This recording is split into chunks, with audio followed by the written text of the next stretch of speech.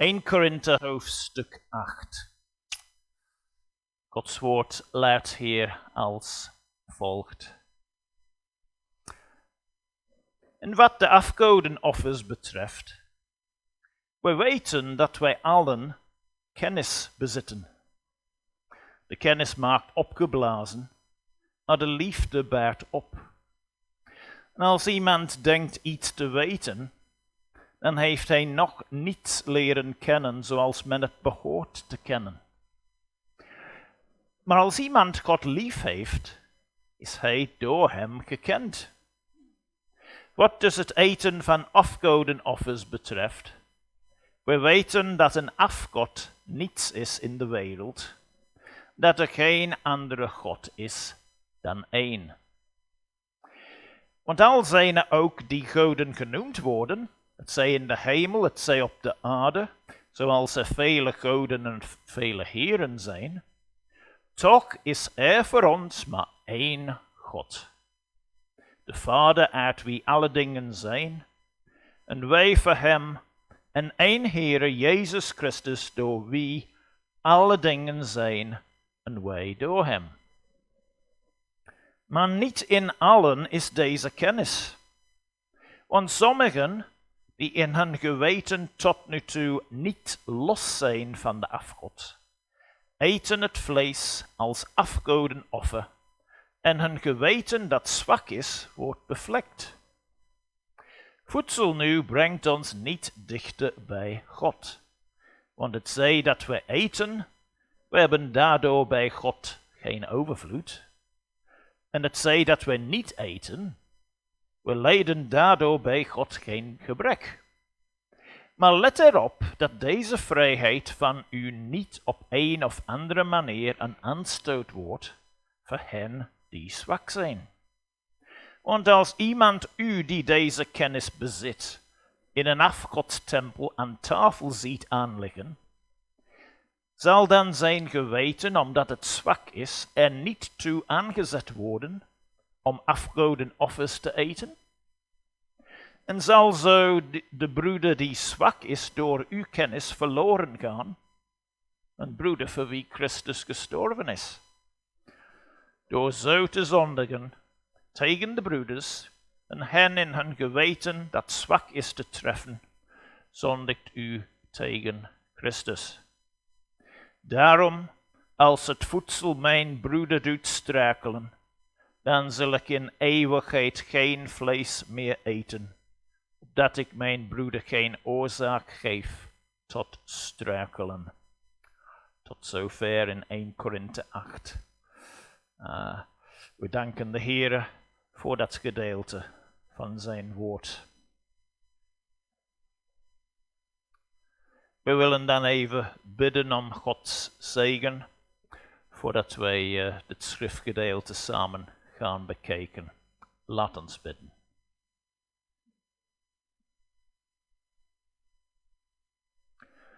Vader in de hemel, wij danken u omdat u ons uw woord gegeven heeft, de Bijbel. Uw woord dat door uw Heilige Geest geïnspireerd en ingegeven is. Uw woord dat onfeilbaar is en dat gezag heeft. Maar Heere, wij beseffen al te goed dat wij uw hulp nodig, uw hemelse inzicht en de leiding van uw Heilige Geest. Help ons ook om van morgen om aandachtig te luisteren, om de principes en de richtlijnen van uw woord uit te halen en toe te passen ook in ons dagelijks leven.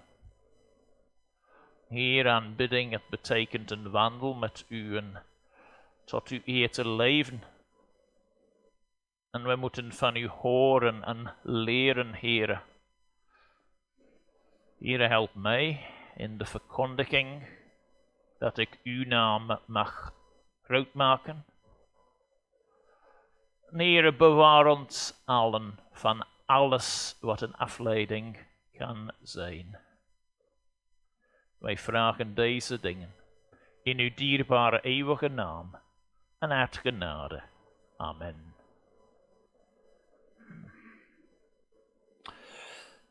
Laat ons vandaag met een vraag beginnen.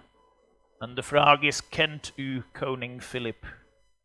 Wat is uw antwoord daarop? Nu, het is mogelijk dat verschillende antwoorden op die vraag zouden kunnen komen.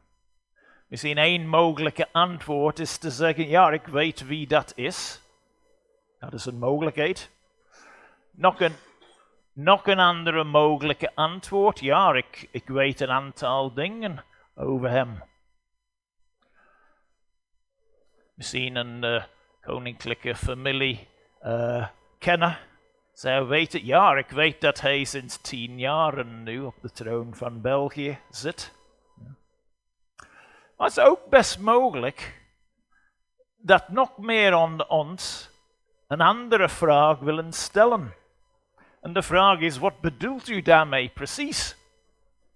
En er zit in die vraag een besef dat er een verschil is tussen kennen en kennen. Dat wil zeggen, enerzijds tussen iets over een persoon weten en die persoon echt goed kennen. Kennen wij koning Philip echt goed? Nu, waarschijnlijk is onze antwoord niet. Maar kennen en kennen, wij begrijpen dat verschil. We kunnen een beetje over iemand weten zonder de persoon echt goed te kennen. En kennen en kennen, kennis en kennis. Kennis, dat woord, het komt 5 keer voor in dit hoofdstuk, 1 Korinthe, hoofdstuk 8. En ik wil het vanmorgen hebben over de ware kennis. De ware kennis. Een mens kan bepaalde dingen weten over de Bijbel en over het geloof. Maar dat is niet hetzelfde als een echte persoonlijke relatie met de Heer te hebben. Hem echt te kennen of te leren kennen. Te zeggen, ik ken de Heer Jezus persoonlijk. Nu in 1 Korinthe 8 zien we dat sommigen onder de Corinthiërs een bepaalde kennis van zaken hadden, maar dat was onvoldoende. Dat zegde niet alles. Nu, wat was de achtergrond hier? Wel, we hebben in de afgelopen weken en maanden soms uit Handelingen hoofdstuk 18 hier gelezen en ik ga dat nu vanmorgen niet herhalen. Maar daarin lezen wij, in dat schriftgedeelte, Handelingen 18, vers 1 tot en met 17, dat Paulus de stichter was van de gemeente te Korinthe. Hij bleef daar 18 maanden lang. Een gemeente is tot stand gekomen in een sfeer van oproer. Dat moeten we wel zeggen.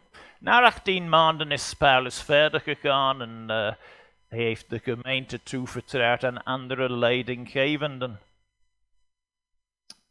Korinthe als een stad, er is veel over te vertellen. Het was een grote stad, dat kunnen we zeggen, een bevolking van ongeveer 200.000 mensen. In die tijd was dat wel een grote stad. Misschien was het ook de 5e grootste stad in het Romeinse Rijk, na Rome, Alexandrië, Antiochië en Efeze.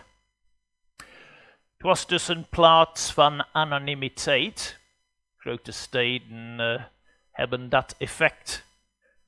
Je kunt dingen doen in een grote stad en er zijn weinig mensen die daarvan bewust zullen zijn. Dingen die je nooit konden doen in een klein dorp, zonder gezien te worden, wel te verstaan.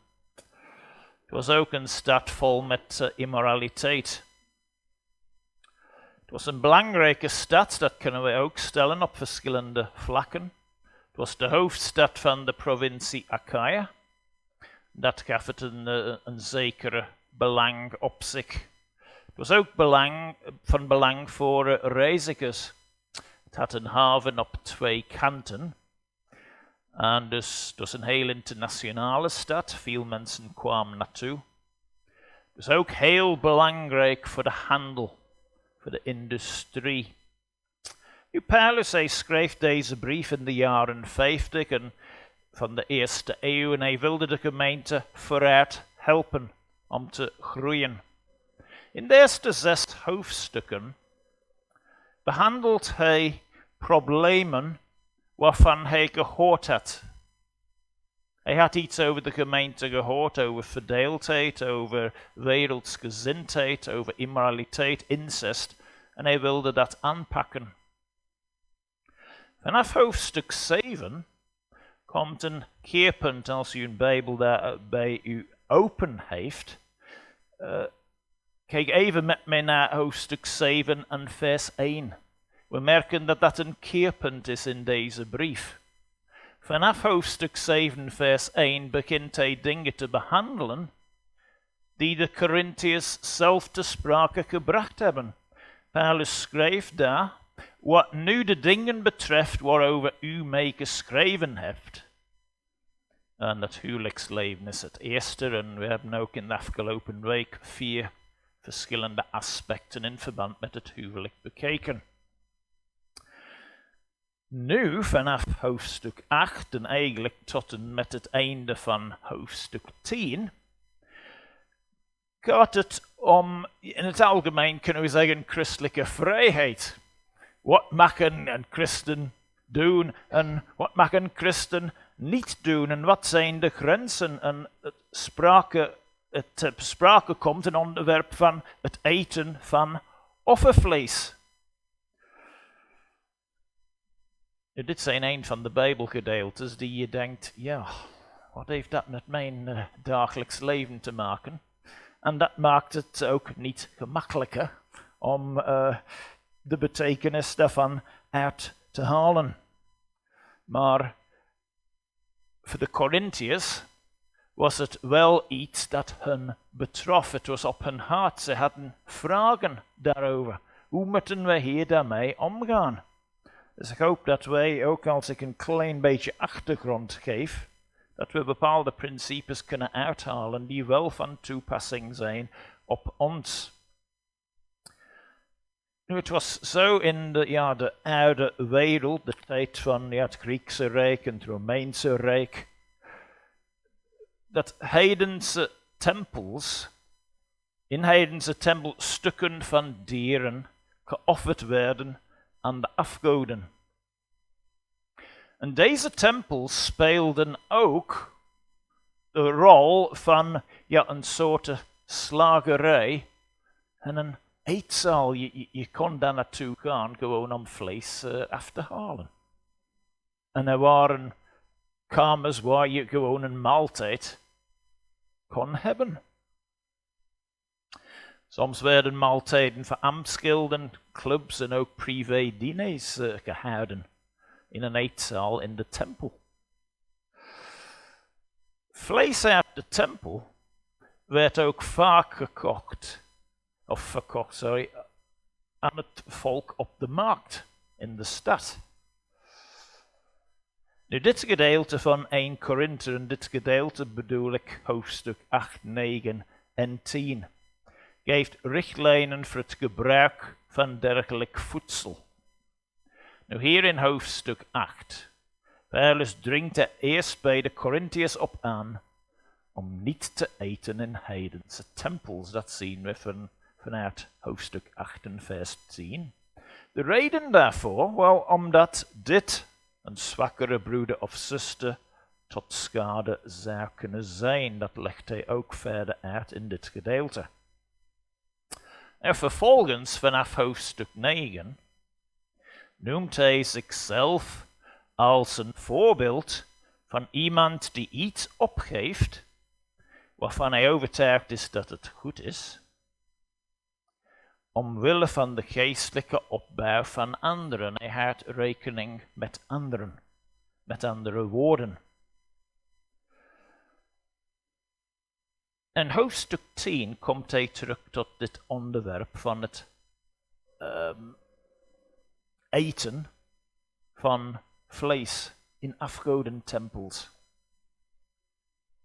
In het tweede gedeelte van dat hoofdstuk legt hij meer uit. Hij zegt dat het eten van vlees verkocht op de markt, en dat kan afkomstig zijn van heidense tempels, dat niet per se verkeerd is, tenzij het de vooruitgang van het evangelie belemmert. Nu, ik zei het al, het is iets dat, ja, het spreekt ons niet direct aan. We zien misschien niet direct de relevantie, maar zijn toch belangrijke richtlijnen die ik wil doorgeven voor het lezen en het bestuderen en begrijpen van de Bijbel. De eerste is dat de Bijbel werd voor ons geschreven, maar niet aan ons. Wat wil dat zeggen? Alles wat in de Bijbel is, het heeft een betekenis. En er zijn principes die wij daarvan uit kunnen halen en richtlijnen. Wij ontdekken de wil van God door het lezen van zijn woord, de Bijbel. Maar de Bijbel werd niet aan ons geschreven. In dit geval, 1 Korinthe, de eerste brief van Paulus aan de Corinthiërs, dat werd gezonden aan de Corinthiërs, de gemeente te Korinthe in de eerste eeuw. Zij waren de eerste lezers, de eerste ontvangers. Het was in de eerste plaats op hen gericht. Maar het is wel voor ons in die zin, er zijn principes die wij daarvan uit kunnen halen. Nu, mijn tweede gewoon belangrijke richtlijn in verband met het lezen, bestuderen, begrijpen van de Bijbel. De Bijbel bevat tijdelijke regels en tijdloze principes. Tijdelijke regels worden soms gegeven, ja, het woord zegt het zelf, maar tijdelijk. In een bepaalde cultuur, in een bepaalde situatie, in een bepaalde tijdperk. Maar belangrijker zijn de principes daarachter, die zijn tijdloos. En ook heeft dit onderwerp niet rechtstreeks met ons te maken misschien. Toch zijn er principes hier die wel van belang zijn en die dingen kunnen we wel uithalen. En ik wil proberen excuseer, ik heb een spin hier, dus even wegblazen. Ja. Mijn eerste principe hier is: de kennis van feiten is onvoldoende. Paulus begint in hoofdstuk 8. Wat de afgodenoffers betreft, we weten dat wij allen kennis bezitten. Kennis maakt opgeblazen, maar de liefde bouwt op. Nu, Paulus is geen voorstander van onkunde, absoluut niet. Hij zelf was een geleerde man. Maar wat hij wel doet hier, is een waarschuwing geven over het gevaar dat kan ontstaan vanuit de kennis van feiten. Het kan snel tot hoogmoed leiden. Het kan snel een gevoel aan een persoon geven dat hij of zij beter is dan een andere. Dat die meer weet.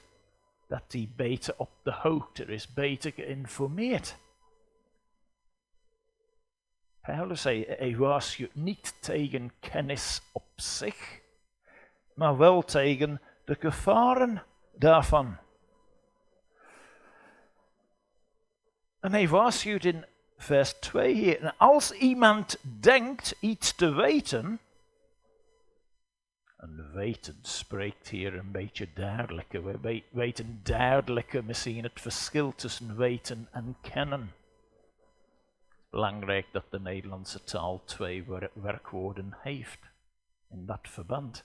Weten en kennen. Weten heeft iets met feitelijke kennis te maken. Iets te weten, iets te beseffen. Kennen is meer relationeel, met relaties. Kom straks terug op dat punt. Maar Paulus hij schrijft hier over iemand die denkt iets te weten. En de uitspraak is niet positief. Zo'n iemand, ja, is niet goed bezig. Zo een iemand, dan heeft hij nog niet leren kennen zoals men het behoort te kennen. Waarom? Zijn feitelijke kennis is niet genoeg. Dat is onvoldoende en die heeft een verkeerde inzicht. Nu, er zit hier ook een principe in en een waarschuwing. Mensen die denken, om te weten, met nadruk op denken, zij denken dat ze iets weten, zij kunnen gevaarlijk zijn. Dat is van toepassing in verschillende vlakken van het leven. Nu, de meeste van ons, misschien in onze auto's, diegenen van ons die een auto rijden, ja, we hebben een GPS-systeem in onze auto en drukken op een knop en om onze bestemming te bereiken, dat is zo gemakkelijk. Maar vroeger in het verleden, hoe verder je teruggaat, hoe meer.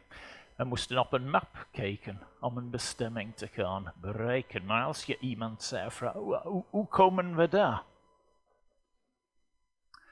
Nou, er zijn mensen die richtingen goed kunnen geven. Maar er zijn ook mensen, ze denken dat ze goed richtingen kunnen geven en ze willen daarop insisteren.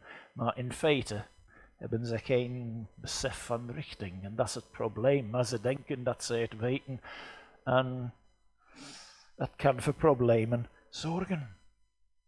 Nou, hetzelfde geldt in het christelijk leven. Iemand die denkt iets om te weten. Heeft u ooit de uitdrukking gehoord? Wel, ik ben geen Bijbelkenner, maar... wat zit daarachter?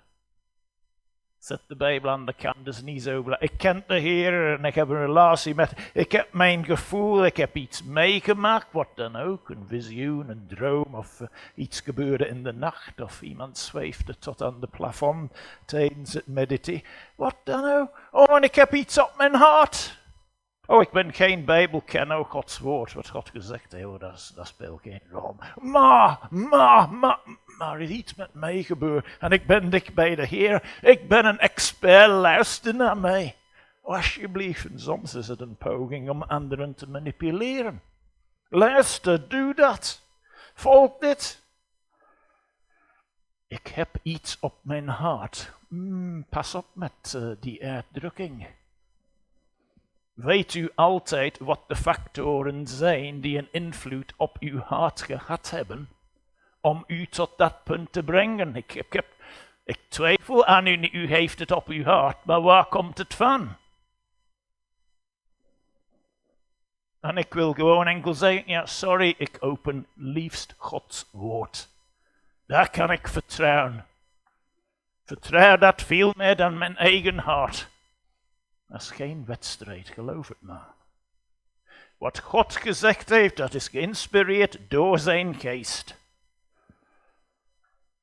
En iemand die toegeeft, ja, ik ben geen Bijbelkenner. Oh, wat God gezegd heeft, oh, ik ken het niet. En die denkt iets te weten. Pas op. Pas op met uw eigen hart op dat punt. Wat God gezegd heeft in zijn woord, hij heeft dat voor ons laten opgeschreven, dat wij tot ons hart laten nemen. Dat is één gevaar. Van denken te weten. Kennis van feiten onvoldoende. Nu, de kennis van de Corinthiërs in dit geval was eigenlijk niet onjuist. We zien dat in de versen 4 tot en met 6.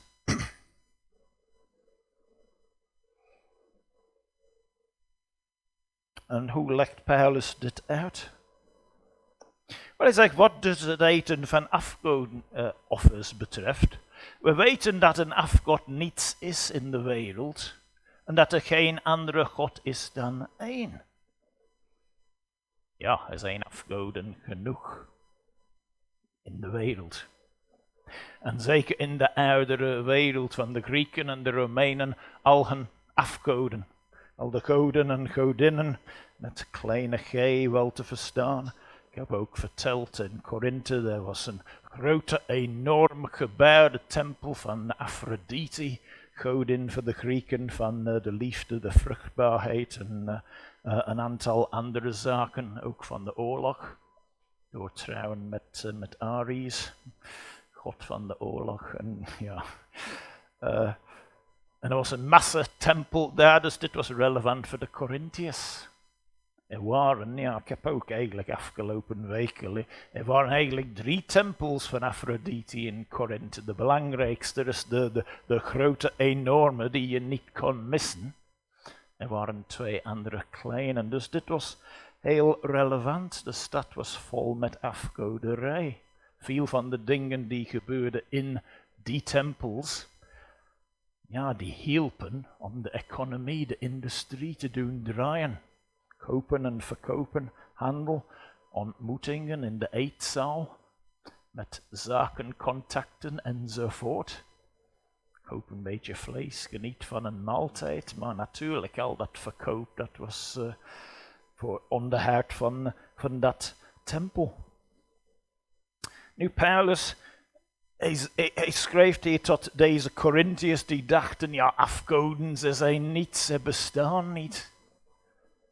En in principe geeft hij hen wel gelijk. Ja, jullie hebben gelijk. Aphrodite, Zeus, Aries, noem maar op. Al de goden en godinnen en de afgoden van de Romeinen, de Grieken, van welke vaart in principe bestaan ze niet. Zijn gewoon verhalen die verteld worden over de Griekse en de Romeinse mythologie.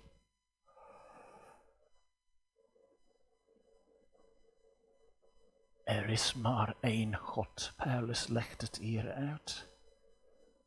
Vers 6, toch is er voor ons maar 1 God, de Vader uit wie alle dingen zijn.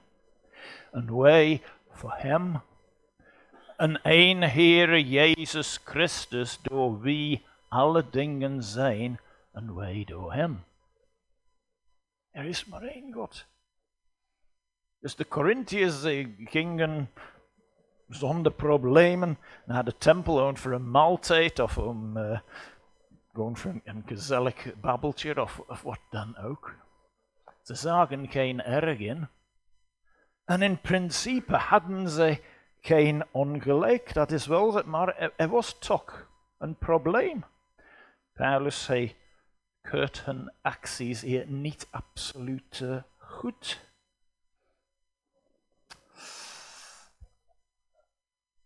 En wat was het probleem? Wel, dat is mijn tweede principe, tweede punt. En ja, ze niet afsluiten eigenlijk. Het is de kennis van de Heere, dat is wat telt. Als we hier goed kijken naar wat hij schrijft, hij geeft een waarschuwing helemaal in het begin van dit hoofdstuk. De kennis, er zit daar een gevaar in, dat kan je opgeblazen maken, en hoogmoedig en zo. Maar de liefde baart op. De liefde. Hij begint over iets anders nu. Ja? En dan verbindt hij dat met de liefde van God in vers 3. Maar als iemand God lief heeft, is hij door hem gekend. Nu hebben we de ware kennis. Kennis gaat om een relatie, iemand te kennen. Door en door, heel intiem. Daarover gaat een wandel met de Heere Jezus Christus, hem intiem en persoonlijk te kennen. Wat is het eeuwige leven? Het eeuwige leven, bidt de Heere Jezus in Johannes 7, dat zij uw Vader kennen. Dat is de ware kennis. Het gaat om een relatie. De catastrofe, de catastrofale gebeurtenis in het begin van de Bijbel. De mens heeft zijn relatie met God kwijtgespeeld, heeft het verloren. En de rest van de Bijbel, vanaf Genesis 3 eigenlijk en verder. Een heel lange, uitgebreide uitleg over Gods verlossingsplan om die relatie te herstellen.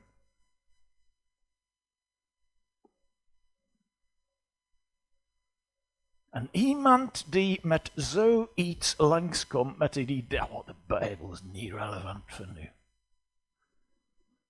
Wel, ik zou durven zeggen onzin. Zijn relaties niet relevant nu voor onze tijd? Zijn relaties onbelangrijk in het leven? Natuurlijk. Het gaat om een relatie. De essentie van het eeuwige leven is om God te kennen en de Heere Jezus Christus. En het eeuwige leven, jawel, dat is iets prachtigs. Maar misschien om de boodschap te delen is het gemakkelijker om te focussen op relaties. Dat spreekt mensen meer aan, het is iets concreter. Goed te kunnen omgaan met anderen. Eeuwige leven. De hemel, soms, dat klinkt misschien een beetje vaag, maar relaties en een goede relatie met iemand hebben. En het gaat om relaties, dat is de ware kennis. Komt voort uit een persoonlijke relatie met de Heere. Wat is de essentie van alle spiritualiteit? Wat zijn de belangrijkste woorden in de Bijbel? Waar de Heer een samenvatting van zijn ganse wil en wet geeft in Matthäus hoofdstuk 22. Ik ga het nu niet opzoeken. Maar schriftgeleerden vroegen, meester, wat is het grootste gebod van de wet? Kort samengevat is liefde voor de Heere God, liefde voor de naaste. De liefde houdt rekening met anderen. En iemand die een relatie met de Heere God heeft, die heeft een relatie ook met zijn broeders en zusters in Christus. En die houdt rekening met de anderen. Vers 8. Paulus zegt, ja, voedsel. Ja, ik mag niet zeggen dat is bijzaak. Ja, we hebben het nodig om te overleven, natuurlijk. Maar hij zegt wel, hij schrijft wel, voedsel, dat brengt jullie niet dichter bij God. Voedsel nu brengt ons niet dichter bij God, want het zij dan we eten, we hebben daardoor bij God geen overvloed. En het zij dat we niet eten, we lijden daardoor bij God geen gebrek. Nu, we weten, een afgod op zich is niets. Maar hij waarschuwt, maar hou rekening mee. Er zijn anderen die iets, zwakker zijn in het geloof.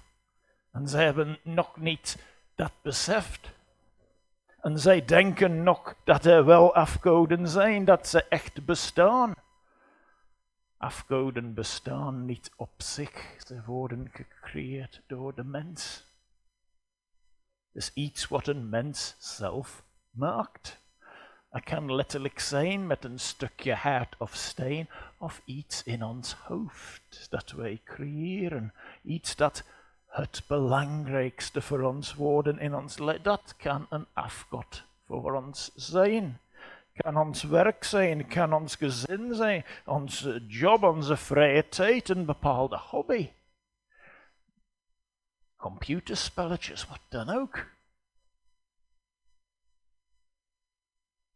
Wat is het belangrijkste in uw leven? Ja, dat is uw God. Als het niet de Heere Jezus Christus is, dan heeft u een afgod. Sorry. Zo is dat. Afgoden op zich, ze bestaan niet. Die Roomse en Griekse goden en godinnen, op zich bestaan ze niet. Maar Paulus zegt, maar hou rekening met de zwakken, zij beseffen dat niet. En zij zien u aan het eten in die tempel van Aphrodite, een lekker gezellige maaltijd. Een pintje, een stoverij en frit of wat dan ook. Ze gegeten hebben. En dat gaat hen tot zonde leiden. En wat gaat dan gebeuren? Zij vallen terug in hun oude slechte gewoontes. Nu, Paulus gebruikt het woord hier, een ernstige woord in vers 11. Zal zo de broeder die zwak is door uw kennis verloren gaan. Niet dat die zijn of haar redding gaat verliezen, maar die kan schade lijden daaronder. Dus Paulus, hij wil de Corinthiërs, of sommige van de Corinthiërs hier waarschuwen. Hou rekening met een ander. U kunt iets doen en het is heel onschuldig. En op zich niets mis mee, maar als het een aanstoot voor een andere broeder of zuster is, dat wil zeggen, dat kan die broeder of zuster tot zonde leiden, dan pas op, hou rekening mee. En dat gaat om christelijke liefde. Liefde voor de Heere is ook liefde voor de medegelovigen. De Heere heeft altijd het beste voor zijn kinderen. Ook voor de mensheid in het algemeen. Daarom gaf hij zijn leven. Wat heeft de Heere Jezus gedaan in deze wereld? Hij heeft vrede en verzoening gebracht. Het eten van vlees dat aan een afgod besteed is. Ja, de omstandigheden zelf, ja, die zeggen ons niets natuurlijk in onze samenleving. Maar het gaat om liefde voor de Heer, liefde voor zijn kinderen, liefde voor de medebroeders en zusters. Hij maakt een appel aan de Corinthiërs. Hou rekening met elkaar. Leid een andere broeder of zuster niet naar de zonde. Door onoplettendheid of hoe dan ook. En wees dus een vredestichter. Wel, de ware kennis, het is de kennis van de Heer. Kennis van feiten, dat is goed op zich, maar het is onvoldoende. Persoonlijke relatie met de Heer, dat is wat noodzakelijk is, wat iedere mens nodig heeft. Amen. Laat ons bidden.